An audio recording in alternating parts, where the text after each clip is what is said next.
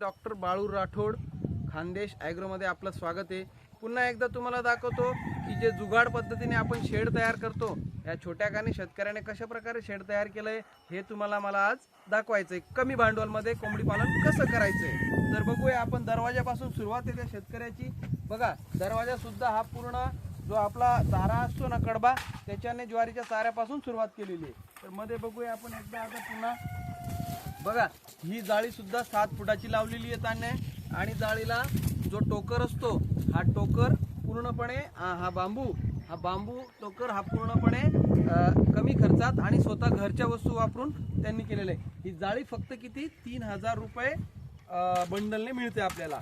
तर कमीत कमी हा मला तरी असं वाटतं 10,000च्या जाळी बंडलमध्ये हा पूर्णपणे जो ओपन स्पेस आहे ते पूर्णपणे इथे काम झालेलं आहे त्यांचं। आणि हे बांबू जे आहेत हे त्यांचे घरचे आहेत, त्याच्यामुळे या शेतकऱ्याला खर्च हा विषय नाहीये।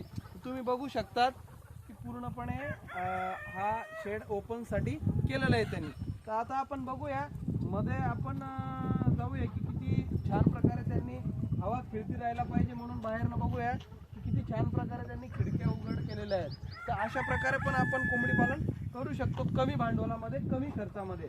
तर तुम्ही बघा मित्रांनो, इथे पण बघा, आता इथून खिडक्या तयार केल्या तर हवा पास होण्यासाठी पूर्णपणे बॅक साईडला पण 3-3 खिडक्या, समोरून 1-1 खिडक्या, अशा प्रकारे त्यांनी तयार केलेलं आहे। तर आपण बघू शकता, जे आपण घरचं तेल वापरतो परिवार वगैरे कंपनीचं, तर त्या तेलाचे डबे सुद्धा त्यांनी वेस्टेज न जाऊ देता त्याचाही अंडे देण्यासाठी या डब्यांची रचना किती छान प्रकारे केलेली आहे। बघा, या बांबूला त्यांनी खिळा मारलेला आहे, म्हणजे पूर्णपणे असं पॅक, असं या जुगाड पद्धतीमध्ये या छोट्या गाणी शेतकऱ्यांनी या ठिकाणी हा शेड तयार केलेला आहे। तर हे रात्री ज्या पक्ष्यांना बसण्यासाठी सुद्धा त्यांनी बांबू वगैरे असं ठेवलेलं आहे। तर अशा प्रकारे कमी खर्चामध्ये आपण शेड तयार करू शकतो।